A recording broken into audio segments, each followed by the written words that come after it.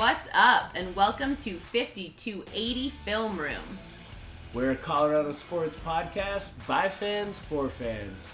Please subscribe, rate, and review, and also follow us on Facebook and Instagram. You can also email us your input, questions, and ideas at 5280filmroom@gmail.com. Thanks for listening.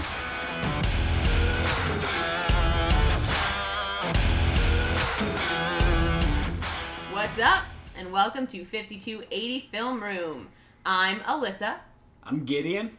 I'm Miles. And I'm Jordan. It is Sunday, September 9th, and the Broncos have defeated the Seahawks in the first game of the 2018 season. Undefeated. Definitely feels good to have Victory waffles? I don't want to say a real sport, but, football is one of my... It's my favorite sport. I'll just put it out there right now. Football is my favorite sport, and it's great to have some victory waffles. There's some bittersweet victory waffles. This wasn't an easy victory where it's like Seahawks are coming into town, they got a boo-boo defense, let's go to work. Their boo-boo defense turned out to be, not so boo-boo, and snatched 3 picks off Case Keenum. But either way, I'm glad that the Broncos were able to pull it out, and hopefully Case's wife is ready to grill up like 100 waffles. Kim, you got this. Start working on the batter. I know Case will help. He seems like a great husband. Just get those waffles made. Victory is ours. I think 100 is way too low. Maybe 100 just for the offensive line. Oh, they're going to need to make I was true. considering like 2 waffles per player. That was my base. The line deserves like 5 waffles per player. They No, do. but what are they going to eat? Like, And it they could plowed very the way well for be 300 waffles. 600 Oh, yeah, for waffles will be made. Yeah. That's a lot of batter. It was great seeing a Broncos win. Like Gideon said, it was not by any means an easy game or a perfect game. It was hard fought, but even in the moments where there were those picks thrown, things went awry, the team as a whole persevered through it without breaking a sweat, seemingly. And it was great to see Von Miller actually thrive, like, into the play. Yeah. Like, we know He was what on Von Miller fire. is. Like, he's the reason why we made it into 2 Super Bowls. We won 1. He was a Super Bowl MVP. He was Yeah, the Super Bowl for a MVP. reason. He's like, he is a strip sack master, but only when he's not getting triple teamed all the time. So I think having the addition of Bradley Chubb out there, giving more pressure on the opposite end, gave more openings for Von Miller to have, the day that he did. Because what did he end up with? 3 sacks. 3 3 sacks. Like, 7 tackles. He had a That's- heck of a game That's today. what we want from Von Miller. But And- last year we didn't get that because everyone was like, well, the left side's pretty weak, so yeah, we're going to throw 2 people on Von Miller and not worry about it. We got to see Von back in his element as a star. And like you said, Bradley Chubb being there was a huge factor. And I think Shaq Barrett and Shane Ray also had stellar, strong games. Like, that entire unit just functioned effortlessly. Yeah, Shaq Barrett, he's an underrated pass rusher, for sure. And he looked stellar today. And Shane Ray looked really good, too. I mean, he's fighting for a contract next year. But yeah, I think the front 7 for the defense definitely looked awesome as far as stopping the run and getting after the quarterback. Yeah, Seattle didn't even get 70 yards rushing. Yeah. Which both of our running backs outrushed their entire team. They smoked them. Wait, how many running backs do we have? Both of the rookies smoked them. Yeah, And what are those rookies' names? One of them, Rolls-Royce Freeman. Okay, and the other? What's the other one's is it name? Felipe? Felipe! Devontae Booker. Philip Lindsay, native of Aurora, Colorado, graduate of CU. July 20th, I picked him, Alyssa, as my breakout player. Drafted him in all 3 of my fantasy leagues. Not totally seriously. It was more of like it was my last pick of the draft, and I was like, he's your you know hometown what? hero. Yeah, I was like, I've been talking about this guy. I'm putting all of my balls in like that court, and so I did it. I was put in a tricky situation in a fantasy league, and about 2 minutes before 11, realized the running back I had in was injured. The other one on my bench was suspended, and I was like, I got to throw Philip Lindsay in there. That's why you drafted 18 points him. in fantasy. Got a touchdown. Never would have guessed. He 71 came out, yards rushing. 70-yard one. Match Yeah. pace with Royce Freeman. He came out guns a-blazing. Yeah, they both had 15 attempts for 71 yards. And Philip had the receiving touchdown, of course. Mm-hmm. First touchdown of the season. I would call that an identical day, considering that Philip Lindsay went undrafted. And we took Royce in, the third round? I think it was the third. Pretty early. Like, that's a pretty significant gap for Philip Lindsay to be covering, and especially against the Seattle Seahawks. Like, we all thought that their defense was going to be on the decline, and I think it absolutely still is, but Philip Lindsay to come in as a rookie from CU to show up against some NFL players that have been doing it for years on end and be like, hey, I'm ready to run at this pace and be successful. The game didn't for a second look like it was too big for him, too much. He was on pace. He was he was never seemingly overwhelmed or like kind of caught in the moment. He even looked like he was like born just as fast to be as there. everyone. Like, yeah, he's going to have a very successful and thriving career moving forward. And this was one game. I am still happily exciting, the though. captain It's very of exciting. the Philip Lindsay hype train now and forevermore. But it was one game. So it's up to him to stay on it, keep fighting week in, week out. He's earned the position that he's got on this team. I think he's going to continue propelling himself forward in terms of the amount of touches and looks that he gets. And it's up to him. You literally are in a perfect position to make this a incredible season for yourself. Go out and do it. It's going to be really interesting watching him move forward within his career. Also with the fact that, at CU he was pretty successful, but in the Pac-12, like, you're going up against some pretty big schools like USC and UCLA, Oregon, Arizona. Like, a lot of these teams are able to recruit kids that are exceptionally beyond what their peers are at. And for Philip Lindsay to come through, play all 4 years at CU, prove himself as a running back, and then come into the NFL undrafted. Wasn't even invited to the combine. Like, no. Completely Not shunned. at all. Like, he's a little guy. But he's showing how big of a heart he has, and obviously he's got some legs too. Yeah. And the Broncos can use some legs, and it's nice to give Emmanuel Sanders some break out of the slot too. And I think John Elway is really seeing that Philip Lindsay's got a lot more potential than they really originally thought, and it's going to be exciting to see how they use him in the future. Like, this was game one at home. Philip Lindsay's the hometown boy on the team, and John Elway, he's been living in Colorado for the last 30, He's the 40 hometown years. hero of Colorado. And he's got to give this kid his fair shake, and he gave him the fair shake, and guess what? He showed out. So now it's going to be some serious consideration on whether or not you're going to continue to play Philip Lindsay in, the number 2 role. Exactly. Do you think they would end up using him in a similar fashion like Darren Sproles has been used in his career? It's going to be interesting to see how it plays out. I think Philip Lindsay is definitely a little bit lighter set than Darren Sproles. Obviously, we're talking about, a 15-year difference between the two players, and Darren Sproles is walking around at around 200 pounds, where we got Philip Lindsay walking around at probably like 180.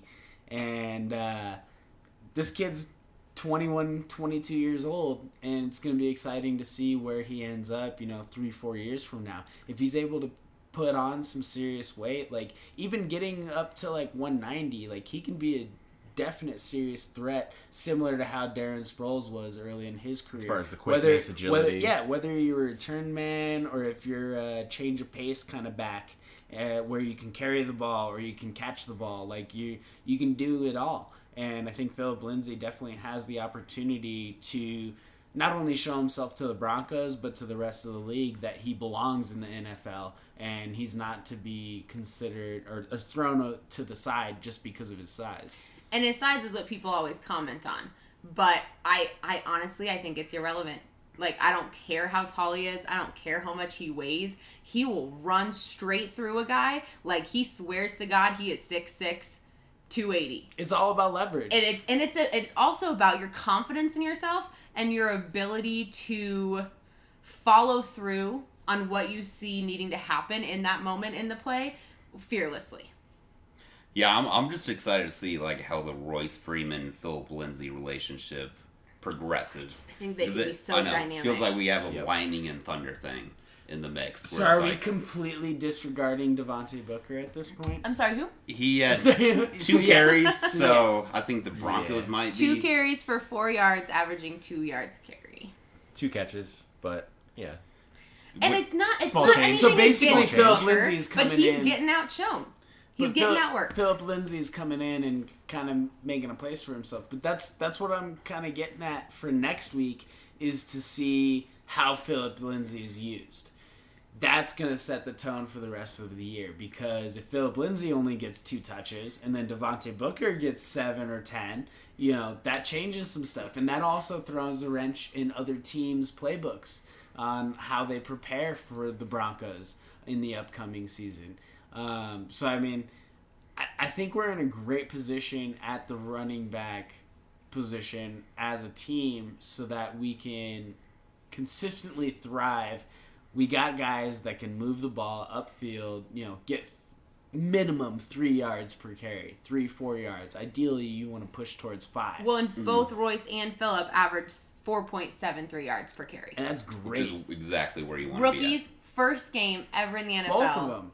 Both of them. It's very impressive. Yeah. Yeah, and we're hyping Phillip up, but like Royce, he looked just as good. Absolutely. I think They it's both look fantastic for stellar. our offense. The Broncos are going to have an exciting year, and Hopefully much harder to game plan for. We didn't really see Yeah, much I mean, out of with- the tight ends. I mean, Yeah. Devontae Booker blocking wise, we is did, but a talented back. Like, there's no doubt about that. Like, he wouldn't have a job in the NFL if he didn't have what it takes. And obviously, he still made our 53-man roster, and he's For a reason. a member Yeah. of the Denver Broncos for a definite reason.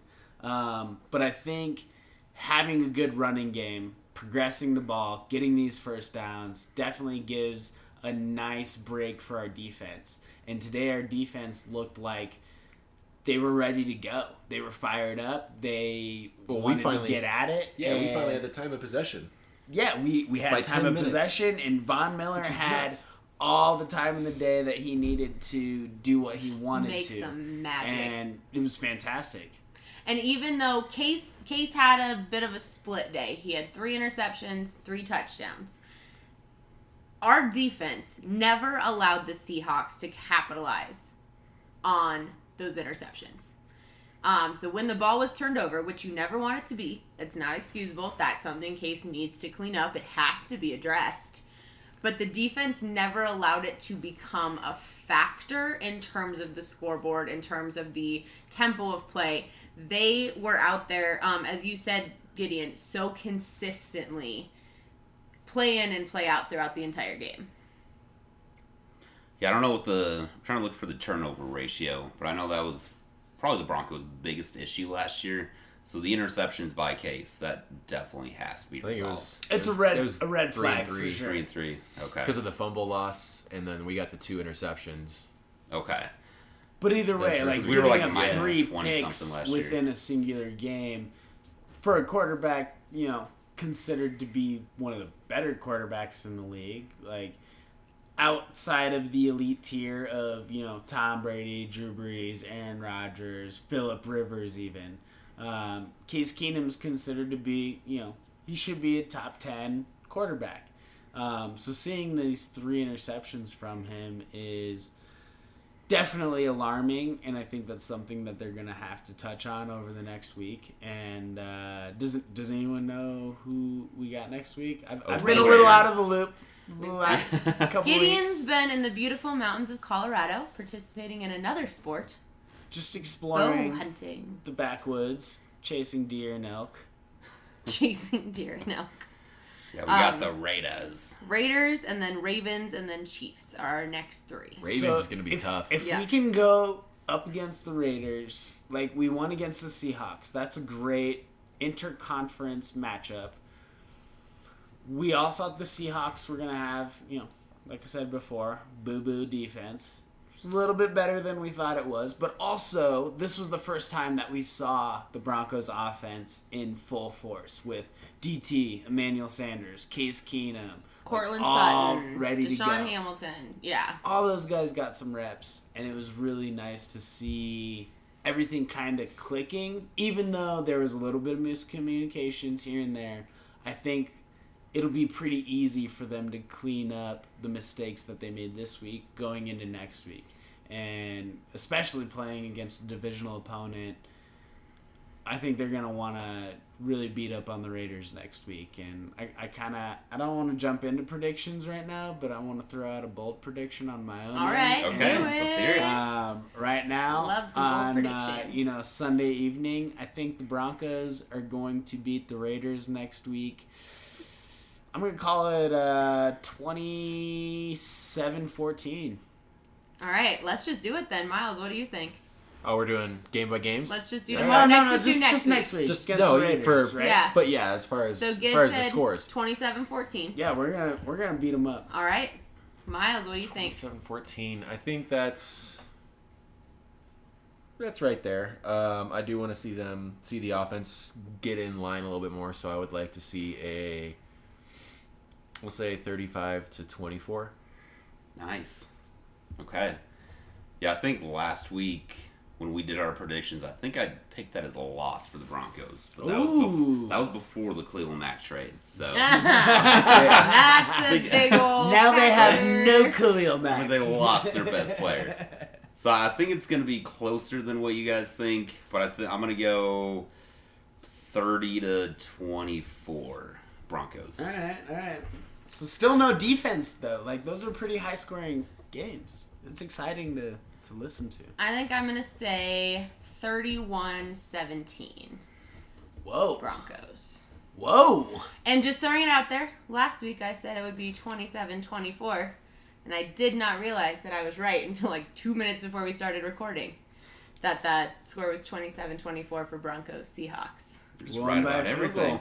I'm feeling Cool. very overconfident today, listeners. I've got Philip Lindsay in my projections for this week, so watch it all go up in flames. And now. Alyssa beat me. She's going to beat me in all 3 leagues that we're playing each other in fantasy. Y'all, I'm Okay, having a so day. Alyssa, This is a great day. If you had to pick up one player off the waiver wire in your fantasy league that is 12-man PPR, who is that going to be?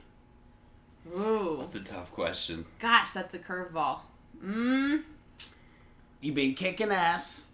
Are you gonna gun for a receiver, running See, back? I'm a little okay, and You I gonna know go this for is some not Cleveland Browns popular, defense? But I'm That's what a I bit want. of a slow roll when it comes to the waiver wire. I like to give my team 2-3 weeks to I like to see a bit of a sample size of where their footing is.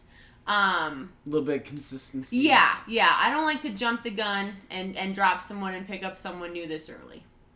I'm a cautious fantasy football owner. Good to know. Yeah. Good to Great. know. And now Gideon will use this against me for 15 more weeks. Yeah, I mean when we play each other, just know that I will probably win.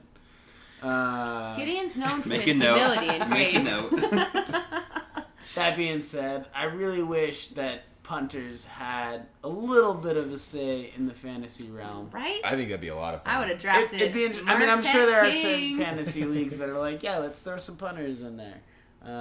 But as a regular option within ESPN, NFL Network, Yahoo, whatever, I don't think you can really have a punter to score points. But damn, did Marquette King show us why we're paying him some good money. He looked good. He Yeah, 3 set us punts up. inside the 20. That's fantastic. Half of his punts were inside the 20. Like One that, was like the 4 or 5, right? It was perfect. It was That one of the helps. prettiest punts I've ever seen. it helps our defense when our defense has 60 yards behind them to just be like, we can do whatever we want. We can give up a first down. We can also get 3 sacks and then give up a first down. Like, we do whatever we want. Last season, one of the bajillion things that was so frustrating was our field position was atrocious. Like, even when we had a chance to try to move forward, I felt like we were in a horrible position on offense, and we were setting up the opposing team in like a prime position to score a lot and of succeed. times we were turning the ball over in our zone. In our zone. Or getting returned, and then it's eventually in our zone. It was So Like, we'll Yeah, give we're it up going in our 3 and zone out. and then head to 3 and out, but then again, it's like poor positioning for us because they moved the ball a little bit, and it's like. oh, yeah. There's so many factors. But when comes to field it's position. refreshing to finally see our defense, after we punted the ball, be on their 25. Mm-hmm. Actually It's have an opportunity all right, for a cool. safety, maybe. Like, we can really, if you're I inside think we're going to get a couple of those even this better. year. Which Hopefully. was non-existent last year. No. No. Completely Unless we got non-existent. extremely lucky. Yeah. We're punting on the 45. And I think we're going to see a lot more of some Bradley Chubb in the coming weeks. Like, I'm excited about him. Von He was Miller part of that had a first huge sack. week, so the next few weeks, these teams are going to be like, watch out for Von Miller, watch out for Von Miller. And then all of a sudden, we're going to see an explosion of some Bradley Chubb. And you're going to see Bradley Chubb on some Sports Center top 10. And it's going to be all of a sudden like, maybe he has a strip sack, maybe he has a blocked punt, maybe he has a pick 6. Who knows? But I think within the next 2 to 3 weeks, we're going to be hearing a lot more about Bradley Chubb and how he's affecting the Denver's defense to become more rounded and consistent, and coupled by the fact that we have Marquette King to be pinning our opponents deep in their own zone. Like, having a solid defense that's going to come out fresh. I think... I Like, completely... we're going to have a great season. I really do think the Broncos are going to take our division. It feels like special teams I don't know. is clicking. KC looks scary.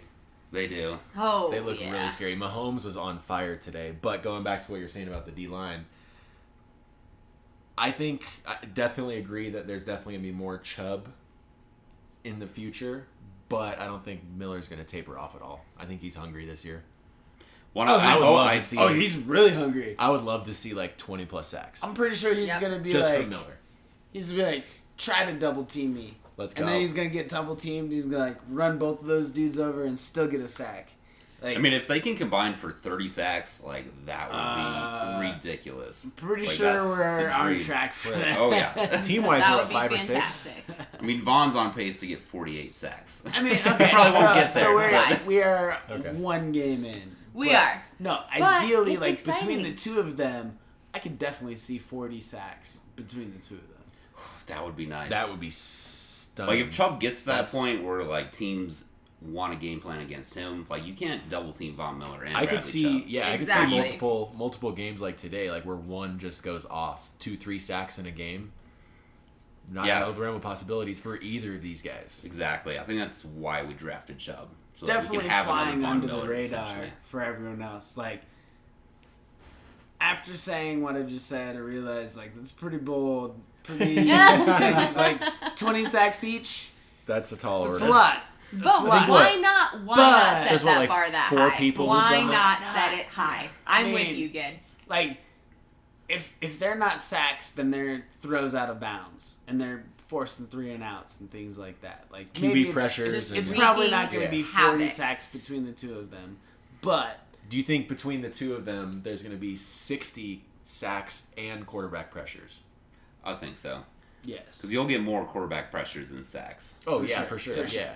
Well, and that's so. that's what I'm saying is, like, Bradley Chubb might not be as successful as his aggressiveness as Von Miller in his rookie season, but those are consistent QB pressures, and that's going to apply towards the other team's offense. And I think if we can have both of these players really pushing these quarterbacks that we're playing against, like, whoever we're matched up against, we're going to have the upper hand on the defensive end, other than, within our division, I would say not Kansas City.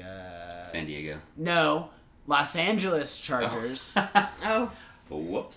still Not adjusting San to Diego. I don't know. that. KC just stomped I'm on worried them about all KC. day today. Yeah. I'm interested Because to Tyreek see. Hill decided he wanted to have, Not just Tyreek Hill. Mahomes, Mahomes had looked- 300 or 400 yards and 4 Yeah, touchdowns. he looked good, and I was not Tyreek Hill anticipating him is- looking that good. Is just that playmaker the with the tip speed. of the iceberg. Yeah. Dang. And then Kareem Hunt didn't even have a game. Oh, Yeah, well, that's the Chiefs' true. And defense- you know he'll And that's have against games. the And they Chargers scored, defense. 40 plus? All right. Yeah. They Yeah. scored 40 plus. That's I mean, scary. it'll be Yeah. interesting to see. Like, I feel very confident now in our special teams, which last year Well, was McManus a also disaster. had 2 for McManus 50 looked plus. great. Adam Jones was solid on punt returns. Like, special teams was just clicking and they were doing their job. Defense Good looked coverage. solid. Yep. And now it's the offense. And the offense is leaps and bounds ahead of where we were last year. And wide receivers, I feel like both Emmanuel Sanders and Demaryius Thomas shone brighter tonight than they had a chance to at any time last season. I think Emmanuel far brighter than Demaryius, simply because DT did have those handful of drops and those just hang over his head. Yeah, I mean, they had 20 targets between the two of them and had what, 16 receptions? Mm-hmm. 60, Yeah, 16. Emmanuel had 10 receptions for 135 yards. Which is DT had 6 for 63 And yards. I want to say Emmanuel had 11 targets and DT had 10. Yeah. So Emmanuel and 200 Case, yards just coming from them is pretty. that's pretty how solid. it's supposed to be. Yeah. That's how it's supposed to be. Sutton But had 2 for a 45. 60% catch rate on DT's end is not good for One- the That's caliber of what's a player tricky. that DT is. Emmanuel and Case's chemistry is effortless. They already seem like locked into each other. Like they seem like they are understanding, they're communicating. But they got And him, I don't him feel like involved it's the quick, same though. with DT. They got Emmanuel involved quick, and then he just started Went having off. a game. Yeah. He had a great game today. Mm-hmm. An absolutely fantastic game. I feel like Demaryius has it in him to have that kind of a game in the coming weeks. No, we've seen it in the past. Like, Yeah. he's Oh, definitely yeah. got it in him. He But and it's a Case matter just of have like to securing click. the ball. Yeah. But I think his age is kind of showing, especially over the last year, because last year was not a good year for him. And today, I think he had 2 drops. I remember 2 drops. He may have had more. May have had 3. I Yeah. know 2 for sure. Yeah, and that's just too many. It is. And at this point in his career, it's not excusable, and it's obviously, it's been a point of contention among Broncos fans for some time now. I'm just not giving up on DT. Oh, I'm not either. I love DT, and he's an amazing talent. It's just his career over the last couple of years, it's been on a downward spiral For a sure. little bit. But Honestly, I'll let you finish your. oh no, you go ahead. I mean, over the last few weeks that I've been here for the podcast, I know I've shown my disdain for Demaryius Thomas, but I think this year for him, it's a make or break year, especially with Courtland Sutton on his ass, making the right catches for first downs and moving the ball. Mm-hmm. I think that's a serious consideration to really think about Demaryius Thomas's trade value. I'm not sure where his contract stands right now. I think we probably have Both like Sanders and 2 DT end after this year. They So end they're after both they're gonna be both free on agents. free Yeah. agents. Oh. Dang. I didn't realize it was both So of them. if DT can't show, our team, if not other teams, that he can secure the ball, then I don't see him, really making that much money or having a serious spot on a team. Like we're He'll looking have a at spot. we're looking at Des Bryant that is in a similar position And where currently he's unemployed. known for his drops and he's a red zone target. He's a big body. He can catch, but he's known for not making the big catches. And I feel like DT seemed I don't know for sure. I have no idea, but I feel like he would be more willing to take a pay cut at the end of the season to stay with the Broncos. And I don't Where think Dez that's wanted to get okay. paid. Like as a I see football that. player, They're completely as a opposite football player, personalities. I think DT would definitely take a pay cut to stay with the Broncos because he's like, I have a job here. I know the playbook. I Well, he's have been here his a rapport And career. he with loves the it quarterback. here. He but, really but I don't does. think that's healthy necessarily because it's like if this dude wants to take a pay cut but he doesn't want to work as hard, like where does that drive come from? Like if he's in a contract year this year, I don't see the same kind of fire under his ass that I see from Emmanuel or Philip Lindsay. Mm-hmm. Like some of these dudes you look at and when they get the ball in their hands, they go. So And what about that see- touchdown catch? But that's the thing. Even though... Oh, no, it did end up counting. It was a touchdown. Yeah, it was a touchdown. I don't know if I have had the pleasure to see that much passion and emotion from Demaryius in a couple of years. No, and for sure. He was pumped. Like, he was fired up, and it looked like he really genuinely cared. But he was in it. I think one of the big things... he is fighting. I don't think he's not the charismatic diva that Emmanuel is. I just don't think he runs as hard as these other players. I kind of disagree. I don't think he needs to run as hard. Like, because of his size? He's still quick. He's still big. No, he's quick, but still, I mean, like, sometimes for me, like, just as a fan, like, I want to see a player really drive. And in DT's standpoint, like, I think he kind of does take advantage of his size. Like, he's faster than we see I would agree on with the game field. He also just has a different type of personality. Like, he's a really introverted, far more internalized type of person. Absolutely. Well, I think what kind of irritates Broncos fans about him is, like, he has the talent to be mentioned with Julio Jones or Odell Beckham Jr. Oh, yeah. He's just never reached that level. I don't know why, but, like, he has that talent. But that's where we come into that contract talk is like, all right, you're coming into free agency. The Broncos want to talk to you. Like, we have, obviously, the priority and can offer you an extension. How do you approach that, like, from a management standpoint? Like, do you pay the man? But, like, at the same time, it's like, he's shown that he can't necessarily be relied upon on a consistent basis. But he's making over 10. I think it's like 12 or 13 right now. Is like, and if he came back for like 7 and he kind of took a step back in his role, would you be okay with that? Like, I would be okay with that, but how long is that contract? 2 years? Well, guys, like in this world, that would be like a 2-year contract. We are 1 game into this season. There is no telling what else he's gonna do. I'm just saying, as someone who has had her fair like a month and a half away of frustration with Demaryius, I saw something in him today, a passion reignited for the game that I haven't got to see in a while, and it makes me excited to see how he clicks back in over the coming 2-3 weeks.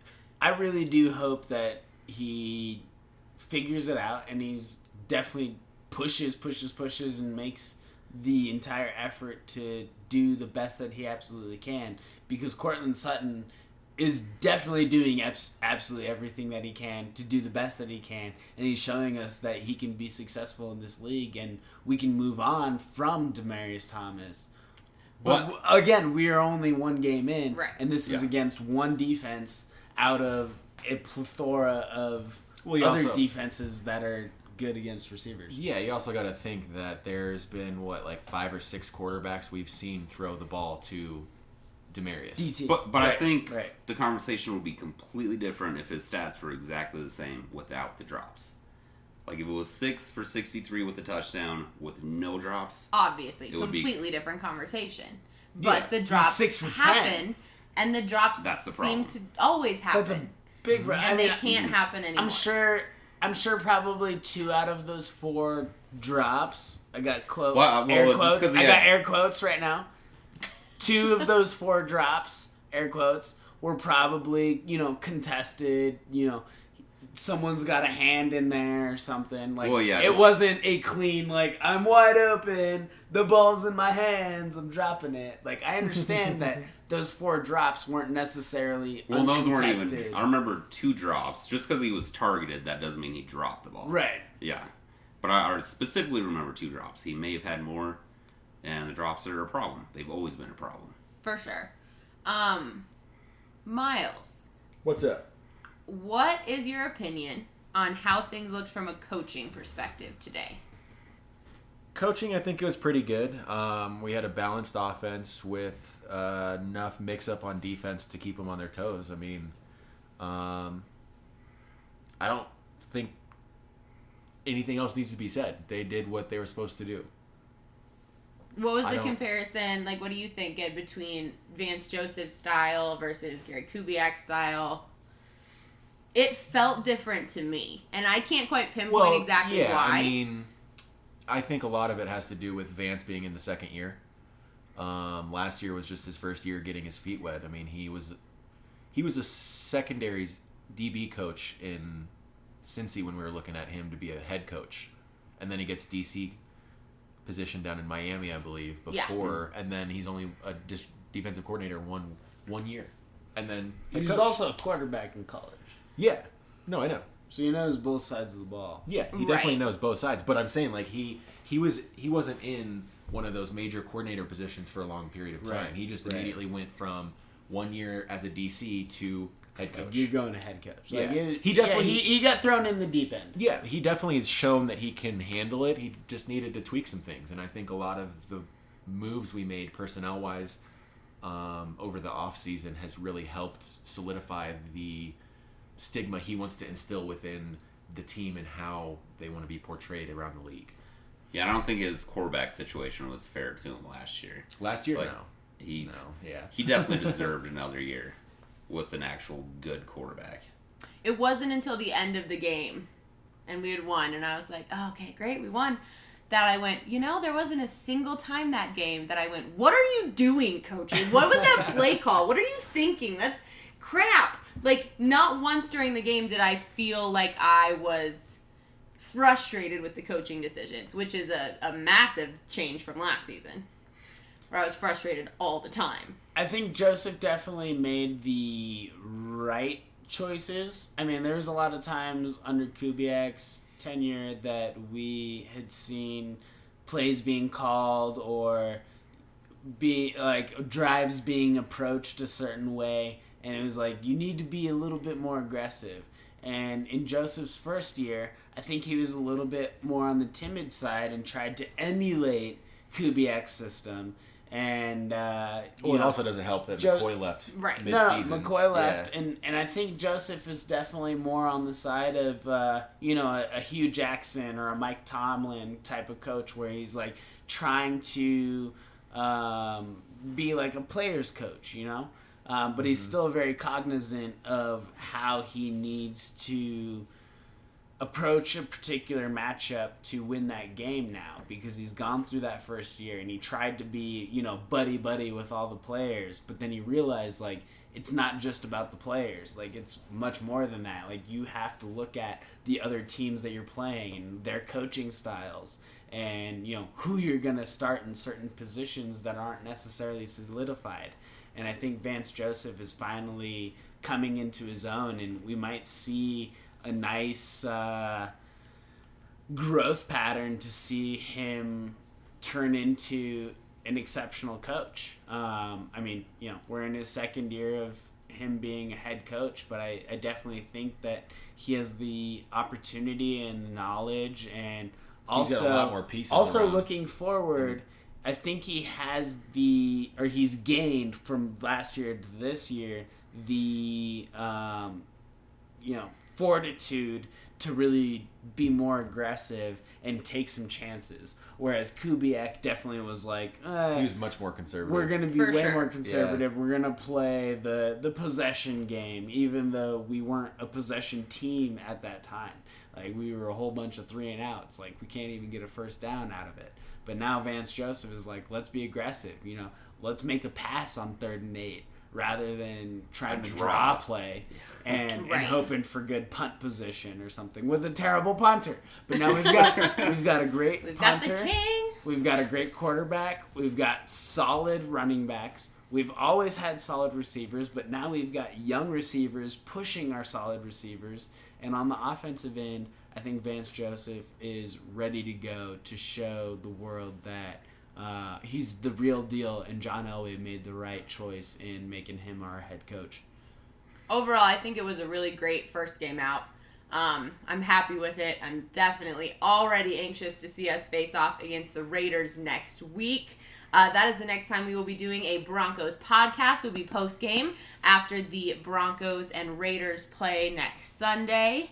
And let's, real quick, before we go, review those predictions real quick. Gideon?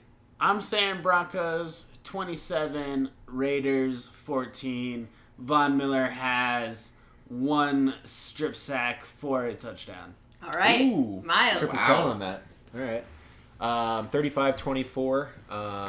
in favor of the Broncos, and I'm gonna do one up on that bold prediction in the regard of Von Miller. He's gonna do another 3-sack game, but we're also gonna have a touchdown in every facet: special teams, offense and defense. All right, I love against the Raiders. Nice. Okay. Yeah, I'm going 30-24 Broncos. And I'm going to say the Broncos are going to have over 500 yards of total offense. Ooh. Keenum is going to have 1 or less interceptions. You want to make a bold prediction on how many drops the Broncos make as a whole? I'm going to say DT is going to have 0. Nice. Okay. Everybody else, I'm going to say No more than 2 drops. 3 or 4? Okay. I'm going to say 2. All right. Throughout Across game. the team? Across the team. Wow. With none from DT. I like it. All right. Let's go. I'm saying 31 Broncos, 17 Raiders. Phillip Lindsay gets a receiving touchdown. Bradley Chubb gets 2 sacks. Ooh. All right. That's my 2 prediction. sacks from Chubb. Busting 2 out the sacks from Chubb. That'll get me full Chubb. Oh my God. All right. We're going to catch you all next week. Later. Toodles. Peace.